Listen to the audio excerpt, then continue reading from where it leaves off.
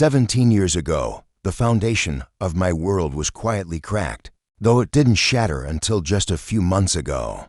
The truth had waited patiently beneath the surface, and when it emerged thrust forward not by my wife, but by my own daughter, it split me open in ways I never imagined possible. It came out of nowhere. I'm 46 now, and until recently, I believed my life had followed a steady, if imperfect, path.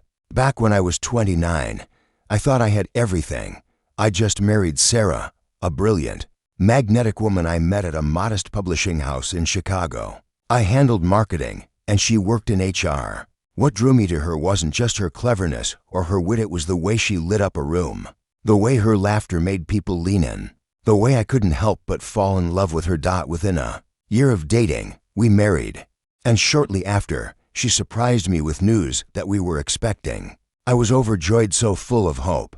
I actually lifted her up and twirled her around our tiny living room. I remember whispering into her ear that I would be the best father this world had ever seen, and I tried.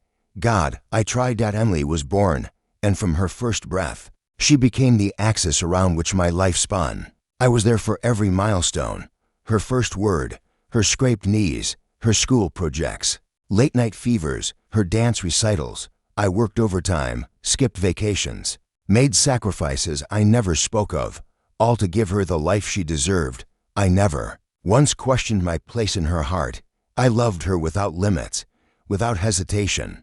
What I didn't know, what I was never even given the grace to suspect, was that around the time I thought we were building a family, Sarah had slept with Paul, a co-worker from finance. A brief affair, she'd later call it, a mistake. Something she claimed had no bearing on the life we were building, so she buried it, hid it like a cancer under the skin, and I, unaware, built my life around a lie. Our marriage went through the usual wear and tear, arguments about money, the strain of long work hours, the fatigue of parenting. We even separated for a few months when Emily was 10, but I pushed hard to hold us together. I thought love and effort could mend anything. Then came Emily's 17th birthday, a proud day. She had just been accepted into Northwestern. I'd saved quietly for years, cutting corners, working weekends, just to make sure she could go to the college she dreamed of. That day, I was brimming with pride, carrying a birthday card in my hand, rehearsing a heartfelt speech, and then I heard her. She was laughing with her friends, a casual, cool laugh. Her voice rang out, too loud not to hear. "He's not my real dad, you know." Time stopped. I turned slowly. She met my gaze with cold detachment. "Paul is." Mom told me everything. The air went out of the room.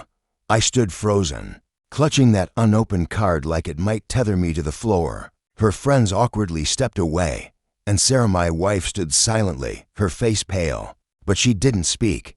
Not a single word to defend me, to stop it, to explain. I left the party in a daze, driving for hours with trembling hands and a heart that felt like it had been torn in two. Every memory played on repeat, teaching Emily to ride a bike, carrying her when she had the flu, helping her write her college essays.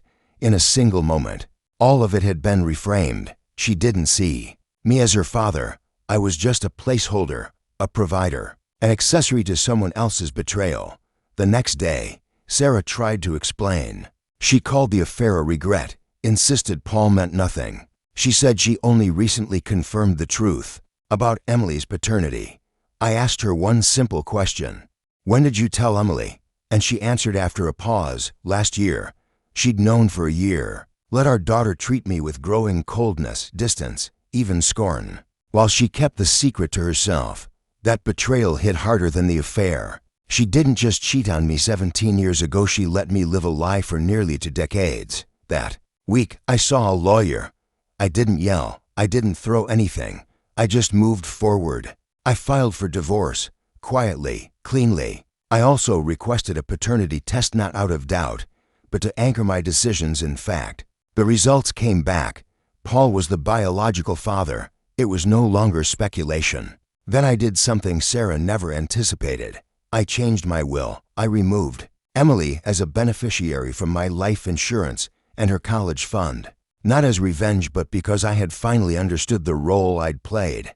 I'd been used. My stability, my loyalty, My endless giving, it had all been taken for granted. Neither of them had shown remorse. In their eyes, I was just the man who filled in the blanks, who could be cast aside when no longer needed. When Emily found out about the change, she stormed into my apartment, her eyes red with tears, accusing me of betrayal. "You're abandoning me for something I didn't even choose," she screamed. I listened. Then I asked, "When you learned Paul was your biological father, did you think about how I'd feel? Did you consider the man who raised you, stayed up with you when you were sick, drove you to soccer, made sure you had everything you needed? Or did you immediately decide I was disposable?" She had no answer. I looked at her, the daughter I had loved more than myself, and I said, "You chose blood over love, Emily. So now go to Paul for your support, for your guidance, for your tuition. I was your father when it counted. But you cast me aside," she cried. And I cried too, but not for her. I cried for the man I had been, for the sacrifices I made that were never truly seen. Sarah tried one last time, proposing we could co-parent, or maybe reconcile somehow. I said no. I told her she forfeited that right when she lied for 17 years and let me become a fool in my own home. I wasn't bitter anymore, just resolute. I left, found a modest apartment downtown. Small, peaceful, just enough for me and my camera. I took unpaid leave from work. For the first time in years, I let myself breathe. I ignored Sarah's calls. I didn't reply to Emily's texts. I focused on me, on the wreckage I'd walked away from and the person I was becoming. Then a letter arrived, handwritten, from Emily. She apologized, said she never meant to hurt me, that Sarah had told her in a moment of anger and made me out to be someone who wouldn't understand. "I pushed you away before you could reject me," she wrote. I wanted to believe her, but before I could process it, another envelope came. This one by registered mail, a subpoena. Sarah was suing for spousal support. She claimed she'd sacrificed her career to support me and now deserved compensation. I actually laughed out loud. Before the tears came, she had cheated, lied, used me, and now wanted to be paid for it. We went to court. My lawyer presented everything: the paternity test, the affair, emails between Sarah and Paul over the years. One of them read, "Emily's eyes look more like yours every year." The judge wasn't fooled. Not only did he deny her request, he rebuked her deception in his ruling. I walked out of that courtroom not broken but sharpened, forged. A couple of months later, I was sitting in a quiet coffee shop when a tall, nervous man approached me. "Are you David?" he asked. I nodded. "I'm Paul," he said, his voice uncertain. I didn't know about Emily. Sarah never told me. I asked him why he was here. He looked ashamed. "She showed up at my office last week with Emily. Told me I needed to step up now." I almost dropped my coffee. She was now pushing Emily onto Paul, reshaping her lies to fit a new target. He wasn't ready. He said as much. He thanked me and left. Days later, Emily texted, "He doesn't want me." I thought he'd care. I didn't respond right away. But eventually I wrote back, "Now you understand.